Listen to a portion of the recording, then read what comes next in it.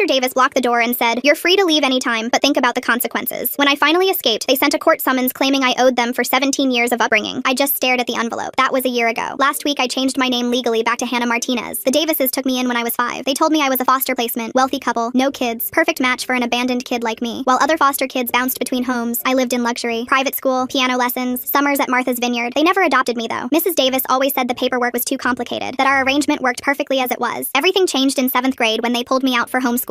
Public school was beneath me, they insisted. After that, all my tutors came to the house, doctor. Morrison did medical exams in the guest room, doctor. Beth handled dental work in the converted study. Everything paid in cash, always. They called me Lucy, though something deep in my mind whispered that wasn't right. When I turned 18, they offered to fund my entire college education if I stayed with them. Mrs. Davis actually cried, calling me family. I accepted immediately. Where else would I go? By then I had no friends left. The Davises had labeled them all bad influences before pulling me from school. They monitored my internet for predators, checked my phone for inappropriate content. Normal protective parent stuff, I told myself. Junior year, I needed to write an essay about overcoming adversity. I mentioned wanting to research my birth parents, just to understand why they gave me up. Mrs. Davis's coffee mug shattered against the marble floor. She hissed that those people were dead, overdosed when I was 4, and they'd protected me from that ugly truth. I started to point out that I was 5 when I arrived, but Mr. Davis cut me off. Trauma distorts memory, he explained. My case file was sealed to protect me from those monsters. When I asked to see any documentation, he stood up slowly and delivered his threat. They'd given me everything, and if I pursued this delusion, they'd reconsider my college funding. I was 20 now, not their responsibility anymore. I dropped it immediately, but memories kept surfacing. Yellow walls with dinosaur stickers, a woman singing while braiding my hair. Whenever I mentioned these images, Mrs. Davis would insist they were trauma-induced fantasies. Her hands shook every single time. Then my online tutoring friend mentioned taking an ancestry DNA test for fun. I started saving money from my Zoom tutoring sessions and had the kit sent to her address. We secretly met up, and 6 weeks later, an email changed everything. I had a half-sister match named Georgia, and her message made my legs give out. She called me Hannah and asked if it was really me. Said I looked exactly like the age progression photos, that mom and dad never stopped searching after I vanished from a campground at age 3. They'd been looking for 17 years. Hannah. The name hit me like lightning, bringing a flood of real memories. The singing woman was our mother. None of it was fantasy. I video called them from my friend's house. My birth parents sobbed on screen, calling me Mija, their baby, saying they always knew I was alive. They told me everything. We'd been camping at Yosemite. I was playing by the picnic table while they packed the car. When they turned around, I was gone. Rangers found my shoe by the river and assumed I'd been swept away. Case closed. I started telling them about the foster system placing me, but my mother's face went white. She asked what foster system, what was I talking about? I was never in foster care. Someone had taken me. 13 years of lies crumbled in seconds. The cash payments, homeschooling, family friend doctors, all of it made sense now. No adoption papers because there couldn't be any. No real social worker because I wasn't actually a foster child. Georgia suddenly asked what they called me. When I said Lucy, she gasped. That was my stuffed elephant's name, the toy I'd carried everywhere. I still had it. The Davises had said it came with me from my previous placement. That night I confronted them, told them I knew about Yosemite, knew what they'd done. Mrs. Davis went white while Mr. Davis stood up in that threatening way he had. He tried insisting I was confused, but I screamed that my name was Hannah and they'd stolen me. They looked at each other, having an entire conversation in that glance. Then Mrs. Davis calmly told me to pack my things. I packed frantically while they watched from the doorway. Mrs. Davis kept